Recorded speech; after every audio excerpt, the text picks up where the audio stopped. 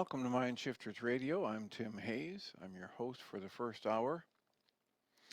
And today is Thursday, January 30th, 2025. As always, we're grateful to everyone who's joining us here today, whether you're listening live or through the archives, as we spend another couple of hours teaching and supporting people in using some of the most powerful, effective, efficient, and accessible tools I've ever encountered. These tools are available absolutely free through the tireless efforts of Dr. Michael and Jeannie Rice on the website at whyagain.org. If you go to that web page and click on the two words that say Start Here in the upper left-hand corner, it will take you to a page where you can download and read Chapter 24 of Dr. Michael Rice's book. His book is titled, Why Is This Happening to Me Again? And that chapter of the book contains a narrative description and explanation of the primary tool in this work. That tool is called the Reality Management Worksheet, sometimes called the Reality Management Wake-Up Sheet. And it's a tool I've been using to great effect for over 20 years now to improve the quality of my life and most of my relationships, and to turn any negative emotional experience I have into part of the infallible guidance system that each and every one of us has been given. You can also download the actual worksheet process itself. It's a simple PDF file. Click the link, download it, print it off, copy it as often as you'd like, and use it over and over again absolutely free. You can also download a whole host of audio files of shows just like this one where people have been stepped through the worksheet process. And if you choose to listen to those even repeatedly, they can serve as a powerful tutorial for you to help you get maximum benefit from these tools in the shortest amount of time possible. You can also go to your app store and type in the three words Heartland Aramaic Forgiveness. And if you choose to do that, before you're done typing the word forgiveness, you'll see the glowing heart icon. If you tap on that, it will let you download a completely free and private app that contains the Reality Management Worksheet. It contains an abbreviated version of the worksheet process, and it contains a copy of the Dragon Klingon game, which is a wonderful way to introduce these tools to even younger audiences. We hope people do all of that soon and often, primarily because it tends to improve the quality of people's lives the more they actively apply these tools in their lives, and secondarily because it tends to prompt comments, questions, answers, and testimonials. If you have any of those to share with us, we'd appreciate you doing so.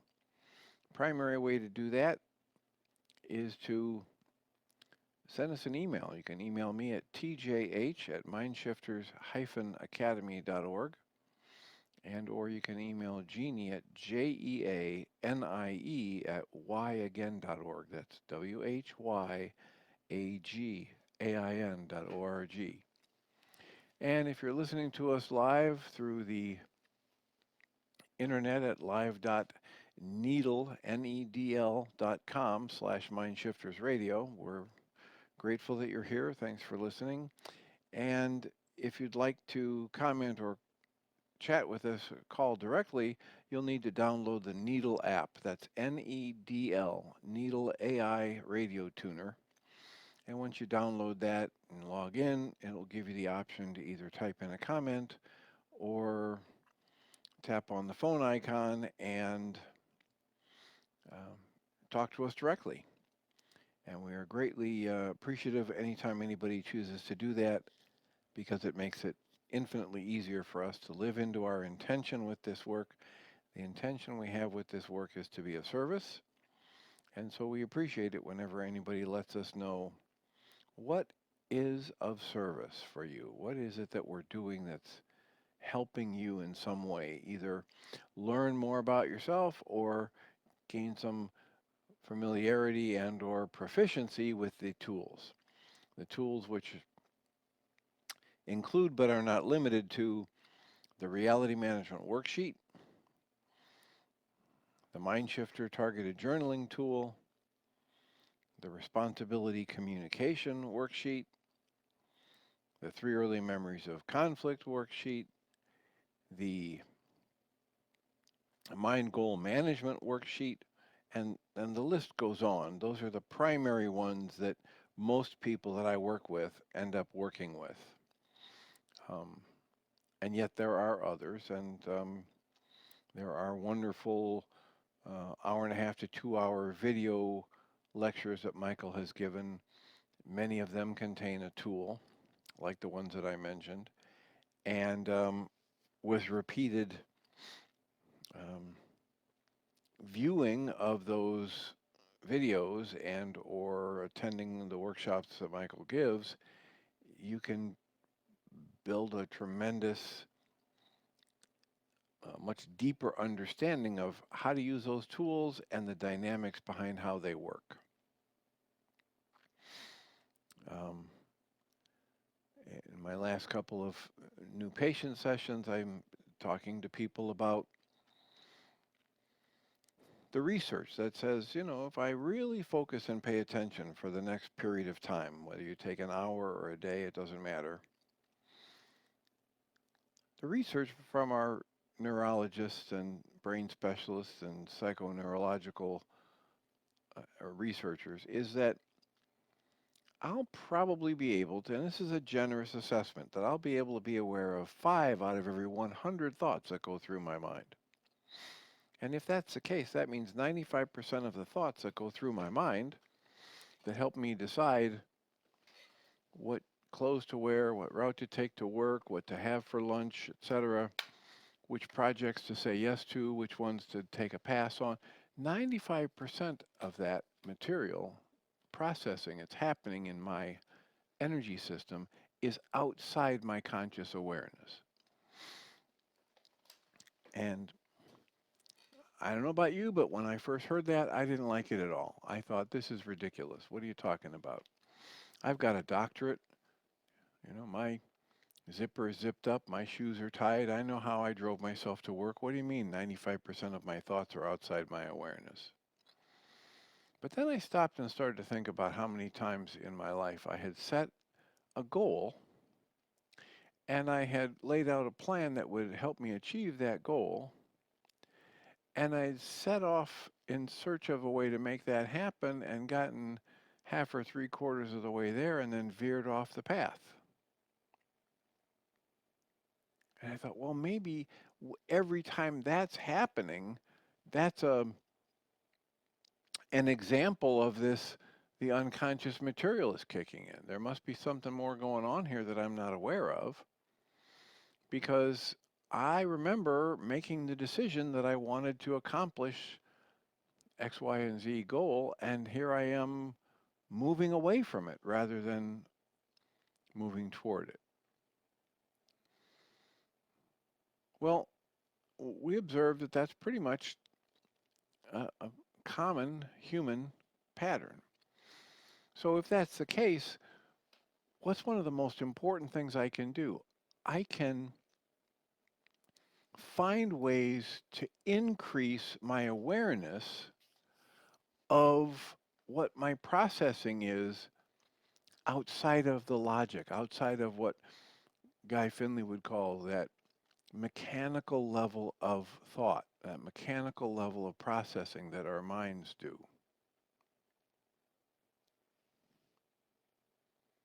And that's what many of the tools that Michael and Jeannie offer allows me to do.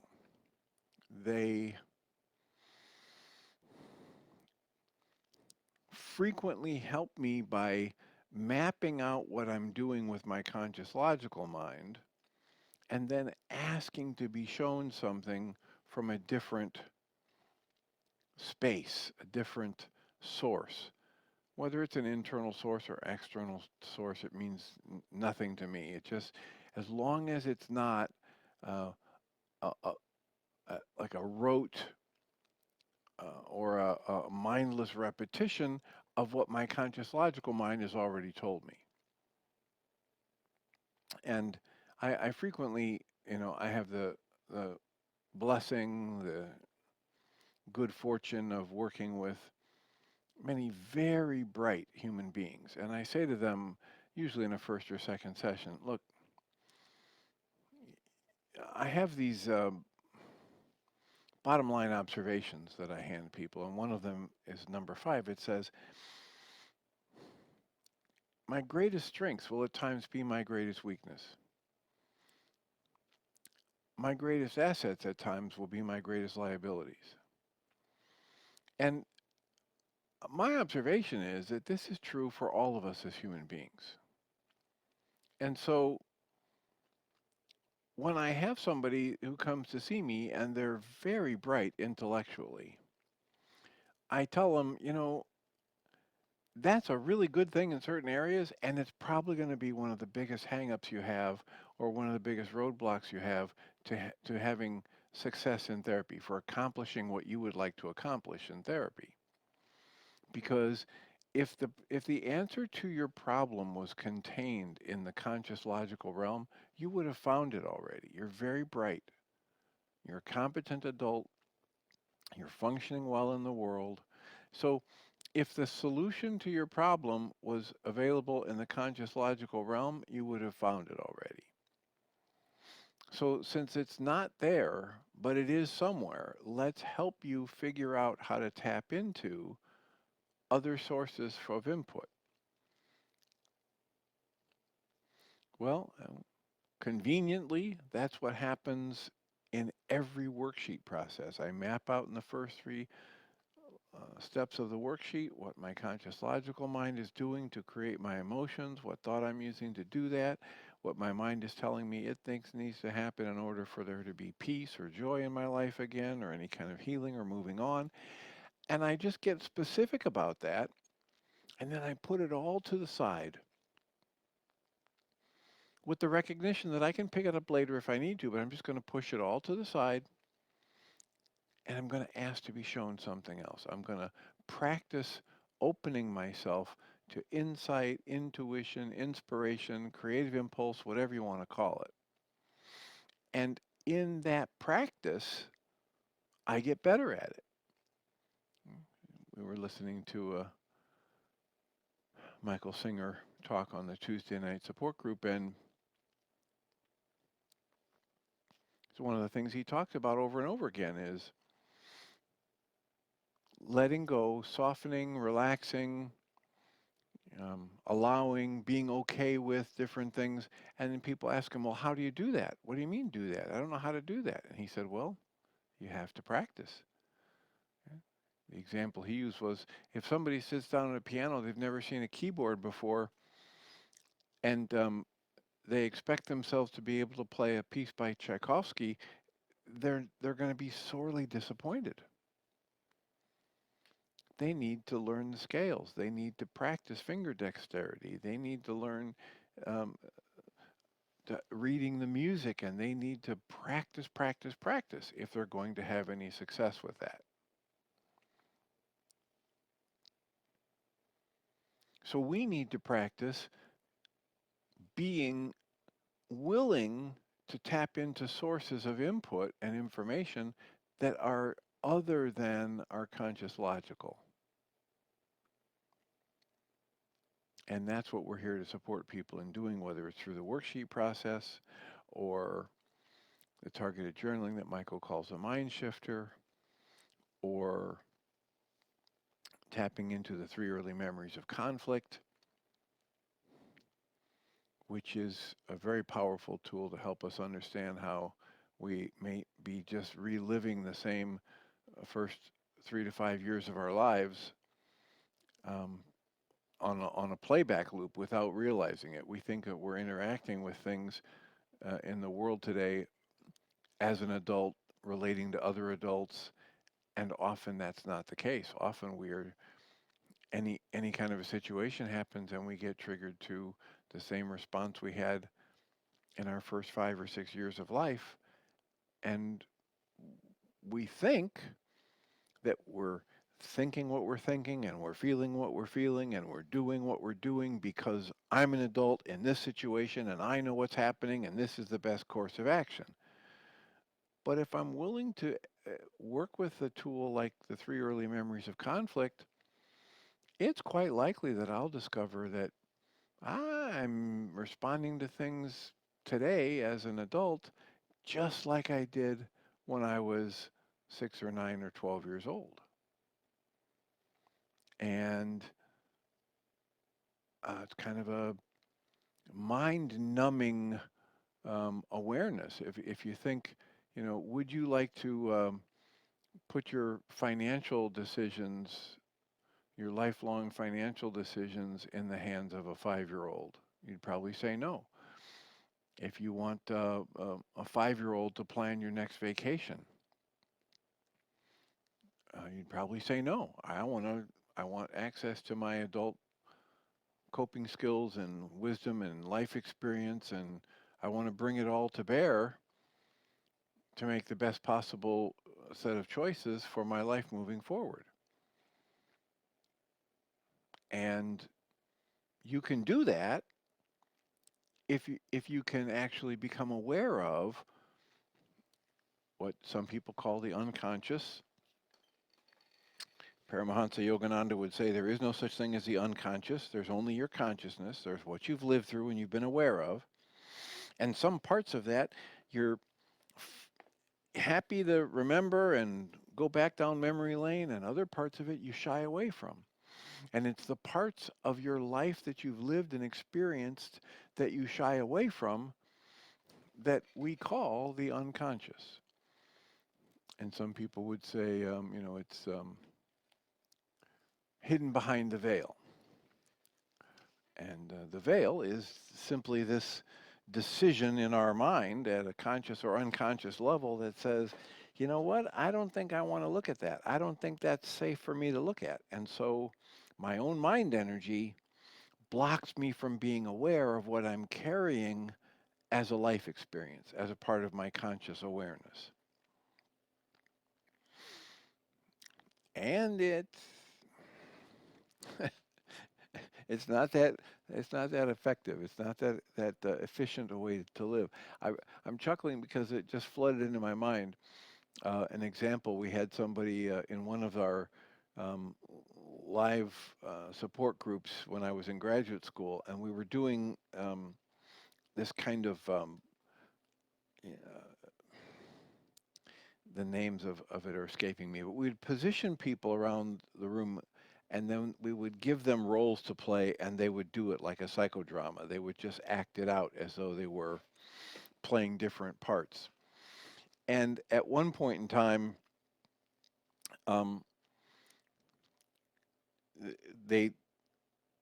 we had a large, very light, but a large chair that someone could loop over their head and shoulders and hang off their back. And we had them just pretend that they didn't have anything on their back and navigate through this group of 10 or 15 people in this room. And of course, people are getting bumped and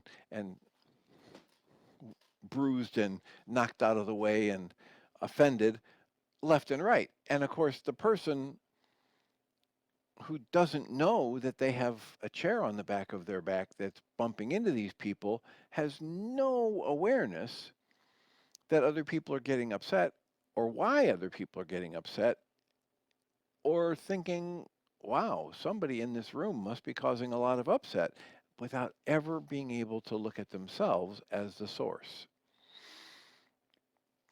So to whatever degree we can help you become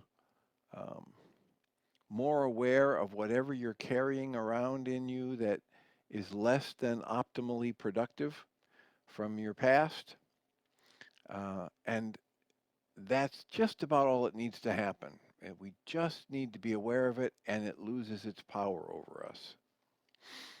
And if we can help you do that, we'd be glad to. There are sufficient tools available at whyagain.org, and the companion website we have for it, the mindshiftersacademy.org, where you can go and get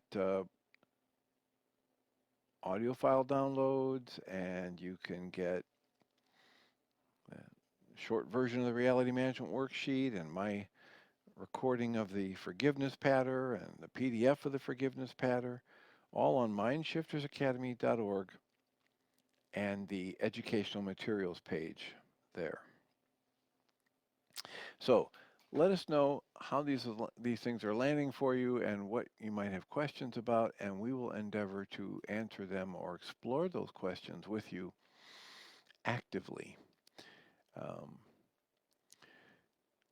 and before I get to reading again from Thich Nhat Hanh's book, Being Peace, I'd like to just remind people that even if I'm in the middle of uh, what seems to be a monologue or reading something, we strongly encourage people to type in a comment or raise a hand to talk live. It's always viewed by me as an addition to the show. So, we've been reading from Thich Nhat Hanh's book, Being Peace, and one of the things that he does in the book that I enjoy is he tells stories. Um,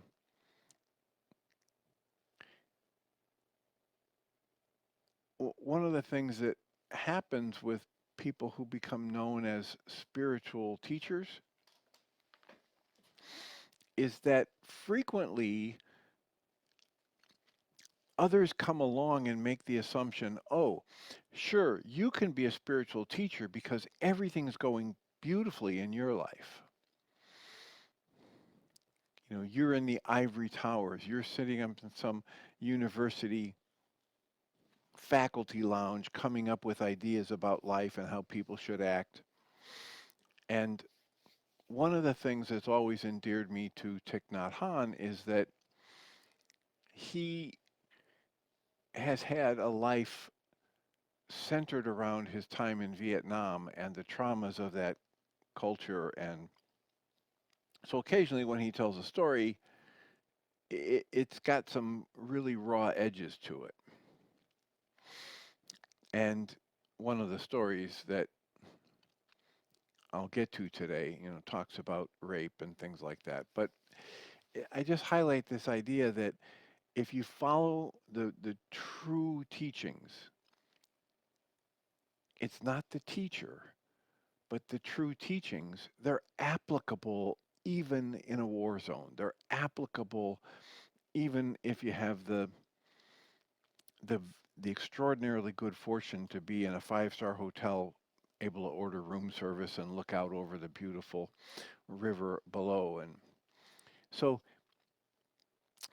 Thich Nhat Hanh wrote the book Being Peace, and he writes, when we practice sitting and walking, we must pay attention to the quality of the sitting and the walking, not the quantity.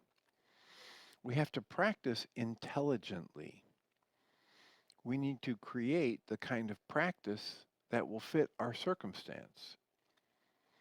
So, and this brings to mind people who are highly proficient people, you know, in their chosen profession, whether this is a sports figure like Michael Jordan or Tiger Woods or Larry Bird, or, you know, pick your sport, pick your favorite, Patrick Mahomes, or these people need to practice. And yet these people also need coaches. Why do they need a coach if they're the best that ever played the game, if they're, you know, the top of their field? Well, because if they're practicing, which they do to become the best, and they practice in a way that brings an error into their motion or into their pattern, and they practice that error, they get worse. So the coach is there to help them see where they might be deviating. So here's a story that he tells of a woman who practiced a lot, but she wasn't getting it right. This is a story I would like to tell you about a woman who practices the invocation of the Buddha Amitabha's name. This woman is very tough and she practices the invocation 3 times daily using a wooden drum and a bell, reciting these 3 words, Namo Amitabha Buddha. And she does this for 1 hour, 3 times a day. When she arrives at 1,000 times of reciting Namo Amitabha Buddha, she invites the bell to sound. Now, In parentheses, Thich Nhat Hanh mentions that in his country, they don't talk about striking the bell or hitting the bell or ringing the bell. They talk about inviting the bell to sound. So when he says inviting the bell, it means she sounded the bell. So then he goes on and says, although this woman has been doing this for 10 years, her personality has not changed. She is still quite mean, shouting at people all the time. A friend wanted to teach her a lesson. So one afternoon, when she had just lit the incense and invited the bell to sound 3 times, and she was beginning to recite Namo Amitabha Buddha, this friend of hers came to the door and said, Mrs. Nugent, Mrs. Nugent. She found it very annoying because this was her time of practice. But he just stood at the front gate shouting her name. So she said to herself, I just have to struggle against my anger, so I will ignore that. And she went on reciting Namo Amitabha Buddha. The gentleman continued to shout her name, and her anger became more and more oppressive.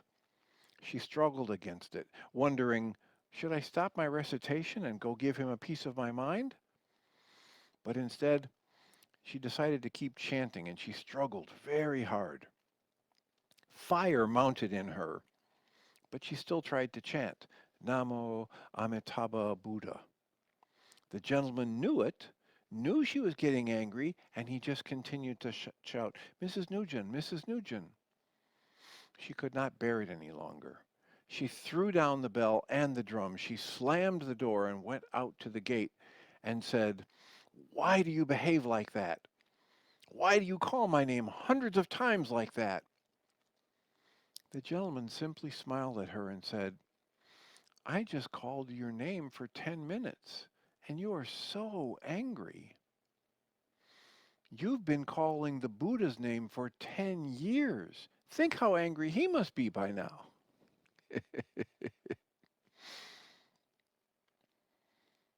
Thich Nhat Hanh goes on to say, the problem is not to do a lot.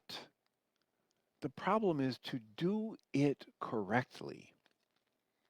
If you do it correctly, you become kinder, you become nicer, more understanding, more loving. When we practice sitting or walking, we should pay attention to the quality of that action, not the quantity. If we practice only for the quantity, then we aren't very different from Mrs. Nugent.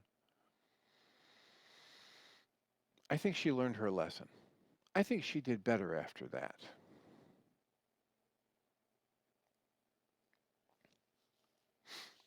The next section is titled Working for Peace. And Thich Nhat Hanh writes, after the Vietnam War, many people wrote to us in Plum Village, where I lived. We received hundreds of letters each week from the refugee camps in Singapore, Malaysia, Indonesia, Thailand, and the Philippines. It was very painful to read these letters, but we had to be in contact. We tried our best to help. However, the suffering was enormous, and sometimes we were discouraged. It is said that half of the boat people fleeing Vietnam died in the ocean. Only half of them arrived at the shores of Southeast Asia. There were many young girls, boat people, who were raped by the sea pirates, even though the United Nations and many countries tried to help the government of Thailand to prevent that kind of piracy. Still, sea pirates continued to inflict much suffering on the refugees. One day we received a letter telling us about a young girl in a small boat who was raped by a Thai pirate. She was only 12. After the event, she jumped into the ocean and drowned herself. When you first learn of something like that, you get angry at the pirate. You naturally take the side of the girl. As you look more deeply, you will see it differently. If you take the side of the little girl, then it is easy. You only have to take a gun and shoot the pirate. But we can't do that. In my meditation, I saw that if I had been born in the village of the pirate, and raised in the same conditions as he was, I would now be the pirate. There is a great likelihood that I would have become a pirate. I can't condemn myself so easily. In my meditation, I saw that many babies are born along the Gulf of Siam, hundreds every day. If we, the educators, social workers, politicians, and others, do not do something about the situation, in 25 years, a number of those people born today will become sea pirates. That is certain. If you or I were born today in those fishing villages, we might become sea pirates in 25 years. If you take a gun and shoot the pirate, you shoot all of us because all of us are to some extent responsible for this state of affairs. After a long meditation, I wrote this poem. In it, there are three people, the 12-year-old girl, the pirate, and me. Can we look at each other and recognize ourselves in each other? The title of the poem is Please Call Me by My True Names. It's titled that because I have so many names. When I hear one of these names, I have to say yes. So here's recitation of the poem. Please Call Me by My True Names by Thich Nhat Hanh.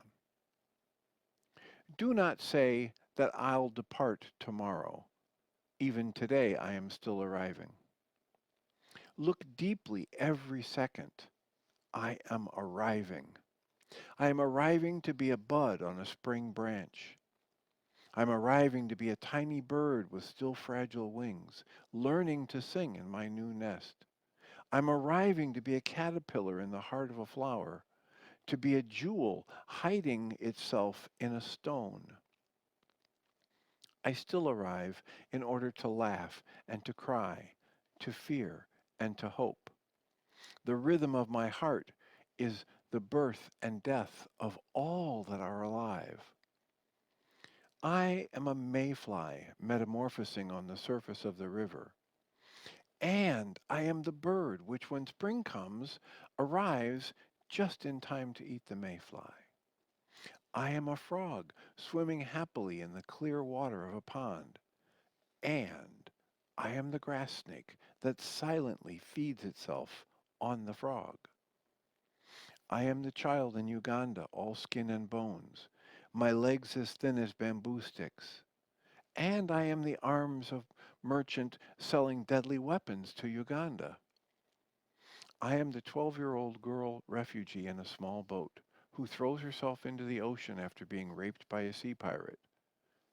And I am the pirate, my heart not yet capable of seeing and loving. I am a member of the Politburo with plenty of power in my hands. And I am the man who has to pay his debt of blood to my people, dying slowly in a forced labor camp.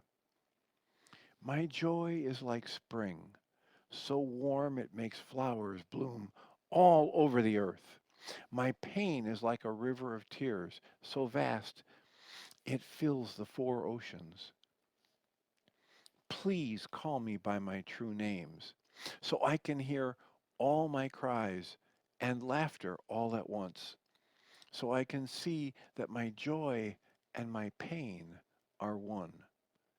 Please call me by my true names, so I can wake up and the door of my heart can be left open, the door of compassion. From Thich Nhat Hanh, please call me by my true names.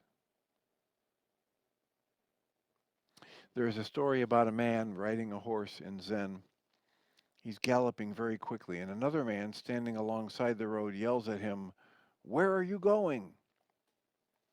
And the man on the horse yells back, "Ask the horse, I don't know." Thich Nhat Hanh says, I think that is our situation. We are riding many horses that we cannot control. The proliferation of armaments, for instance, is a horse. We've tried our best, but we cannot control these horses. Our lives are so busy. In Buddhism, the most important precept of all is to live in Awareness. To live in awareness is to be Buddha. And Buddha is awareness, awakeness. To know at a deep level what's going on, to know what is going on, not only here but there. For instance, when you eat a piece of bread, you may choose to be aware that our farmers, in growing the wheat, use chemical poisons a little too much. Eating the bread, we're somehow co-responsible for the destruction of our environment. We can increase our awareness of the fact that 40,000 children die each day from hunger. In order to produce a piece of meat or a bottle of liquor, we have to use a lot of grain. Eating a bowl of rice may be reconciling more with the suffering of the world than eating a piece of meat. An authority on economics who lives in France told me that if only the people in the Western countries would reduce their eating of meat and drinking of alcohol by 50%, that would be enough to change the situation of the world. Only 50% less. Every day we do things that have to do with peace. We are these things. And if we are aware of our lifestyle, we become aware of our way of consuming and looking at things, we will know how to make peace right in the moment, right where we live, in this present moment.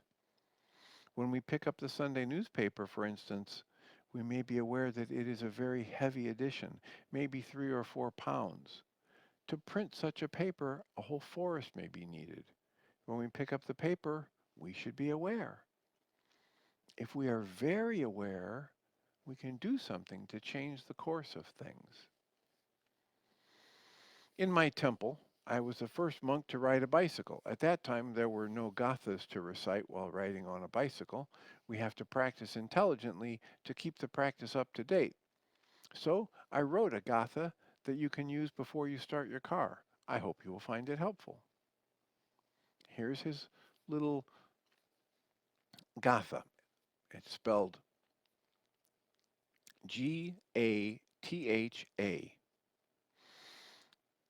It reads thus. Before starting the car, I know where I am going. The car and I are one. If the car goes fast, I go fast. End quote. He writes, sometimes we don't really need to use the car, but because we want to get away from ourselves, we go down and start the car. If we recite this gatha before I start the car, I know where I am going. It can be like a flashlight. We may see that we don't need to go anywhere. Anywhere we go, we will have ourself with us. We cannot escape ourselves. Sometimes it's better to turn off the engine and go out for a walking meditation. It may be more pleasant to do that. It is said that in the last few years, 2 million square miles of forest land have been destroyed by acid rain, and that is particularly because of our cars. Again, he writes, before starting the car, I know where I am going. This is a very deep question. Where shall I go? Shall I go to my own destruction? If the trees die, humans are going to die also. If the trees and animals are not alive, how can we be alive? The car and I are one. We have the impression that we are the boss, and the car is only an instrument. But that is not true. With the car, we become something different.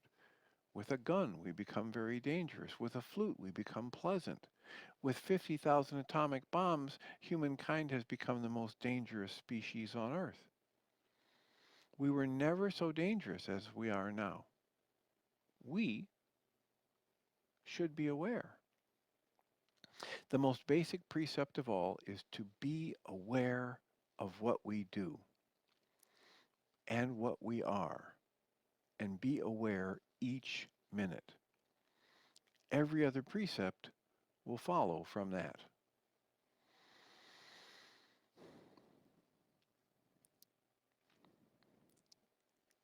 Sadhguru is um, still with us, and he's still putting out a lot of talks and audio and video, and he has a big push he's putting on for just this kind of awareness.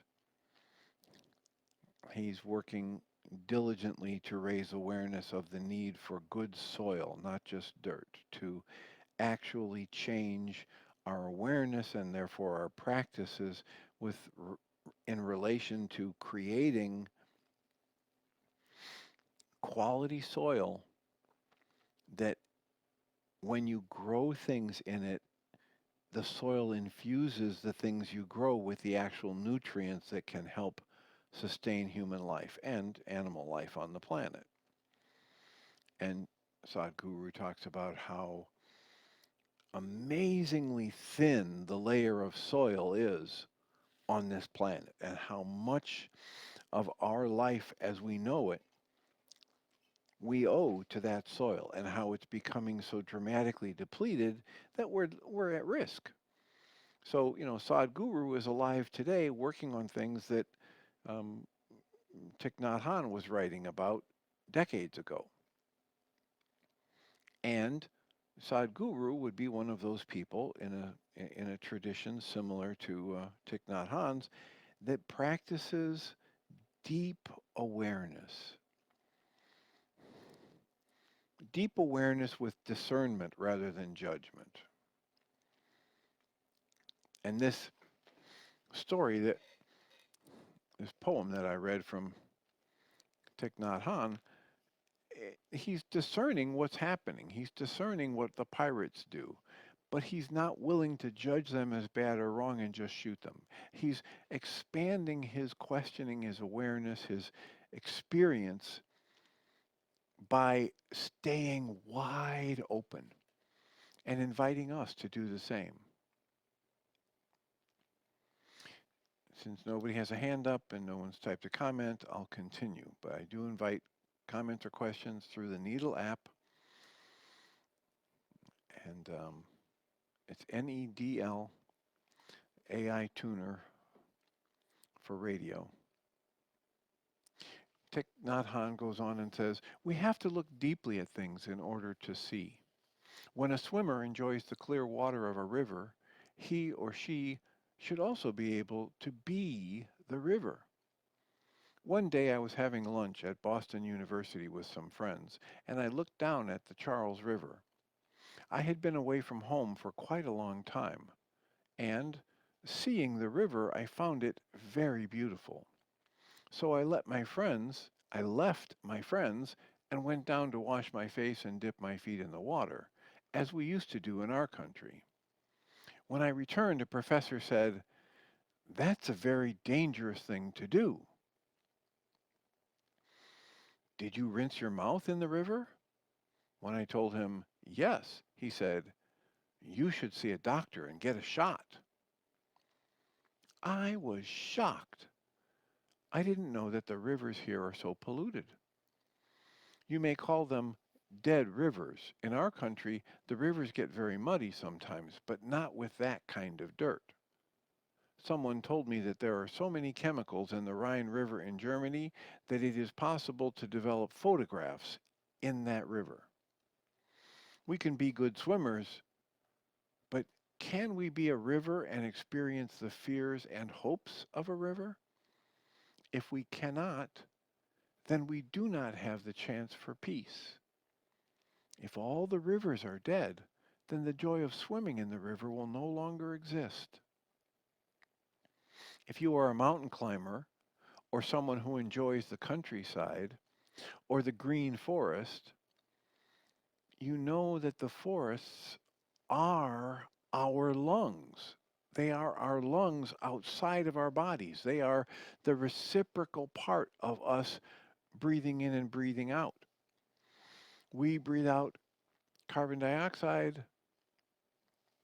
They breathe out oxygen. They breathe in our carbon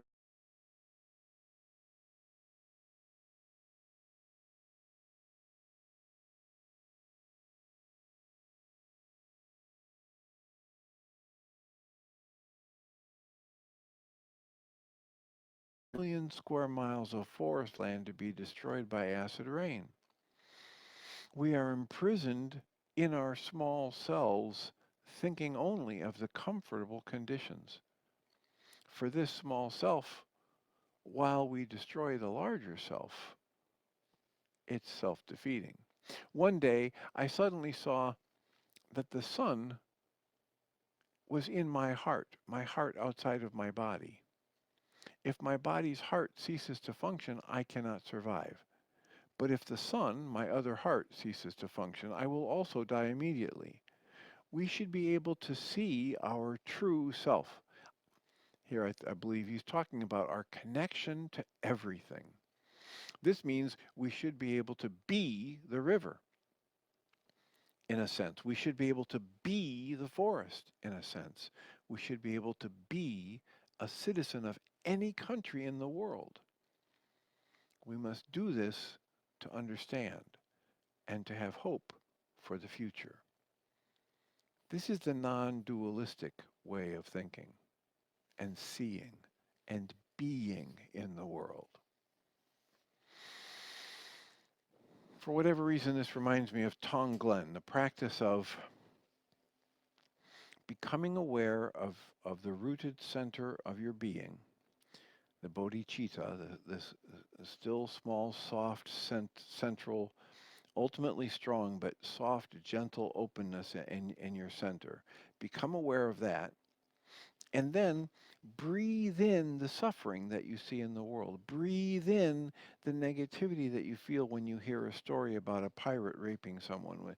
Breathe in the negativity or the sadness or the fear that you hear that arises in you when you hear a story of millions of acres being destroyed in the forest from acid rain.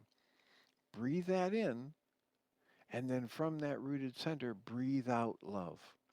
Breathe in the pain and suffering that you have. Breathe in the pain and suffering of everyone around you or everyone on the planet. And then in the next breath, as you breathe out the love.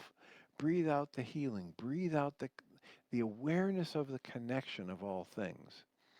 And in this practice of Tonglen, this meditative practice of visualizing, taking in the pain of the world, along with your own pain, acknowledging it, feeling it, allowing it to flow through you, and then breathing out your visualization of your awareness of your true nature as love and your connection to all things.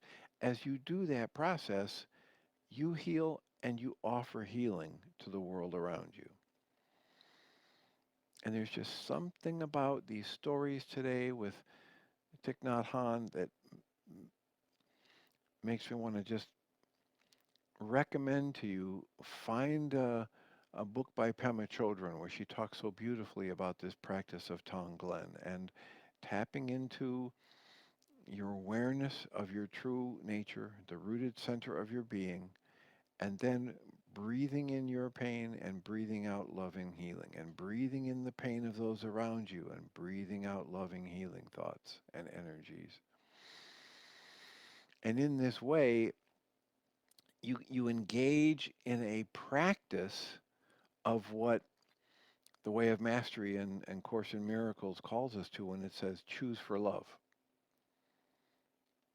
When it says understand that you could choose to view anybody who's doing something that's less than love, you could choose to view them as a being of brilliance and light who's either temporarily forgotten or yet to discover their brilliance. You do not need to go to anger. You do not need to attack. You do not need to create a false sense of separation between you and that person. You can step into compassion by recognizing I am you and you are me and we are we and we are all together, as the song said from back in the 60s.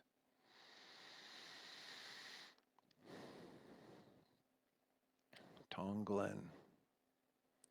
Breathe in the suffering, breathe out the healing, breathe out the loving energy, breathe out your true nature. Extend that loving energy to everyone in all of creation. It's what Einstein said is the source of our only way out of the prison we create when we choose to have a special affection for certain people and objects close to us. And the only way to get out of that is not shut down, not withhold your affection, but extend that same special affection to everyone and all of creation. The same thing Thich Nhat Hanh is reminding us of and calling us to as he's talking about being the river and being the forest and being the mountain. Being aware that you are in the moment experiencing the flow of life, expressing the energy of creation, expressing through you in form in this moment. Your life is a miracle. You are a miracle. Every relationship you have is miraculous. And you are invited through this work to step into that awareness moment to moment. And as a couple of these stories highlighted, we're invited to pay particular attention to the quality of our awareness, to the quality of our practicing. You know, this story from Thich Nhat Hanh about the woman who for 10 years is spending, 3 hours a day chanting the name of Buddha, and yet she's always so angry and always so tight and tense and upset. It reminds me of people that I've known who have um, made a claim that they are master meditators and they meditate every day and they meditate for hours every day. And yet they don't seem very peaceful. They don't seem very loving. And some of those people have been in the category I would put in some of the most angry, some of the most wounded people I've ever met. It's the same story that Thich Nhat Hanh relates. This is a universal phenomenon. This is, in psychology, they call it a flight to health. Somebody comes in for a therapy because they know they've got all these problems in their lives, and there are 1 or 2 sessions, and they say, "Oh, that's it. I'm cured." Michael Rice calls it premature positive thinking. Other people coined the term spiritual bypass. I'm just going to do these practices that I read about in a spiritual book or my teacher told me about, but I'm not going to change my actual way of relating to the people in the world around me. And when I do that, I can fool myself into thinking that I'm active in therapy or I'm actively doing a spiritual practice or I'm actually becoming more enlightened. But if I'm not being kind, I'm not being enlightened. And so just like Thich Nhat Hanh calls us to the quality of the meditation, the quality of the practice, the quality of the experience, the felt sense of connection is far more important than the quantity.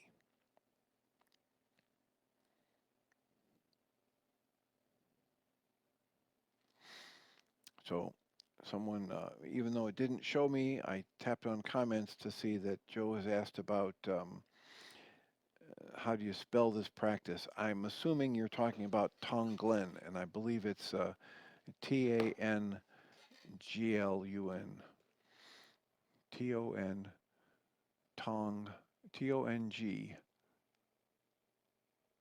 Tonglun, something like that. I'll look it up. I'll make sure I have it for the next show. And thanks for the typing the comment. I apologize for not getting to it sooner because the app wasn't showing me any comments or callers. I keep checking, but no dice for now.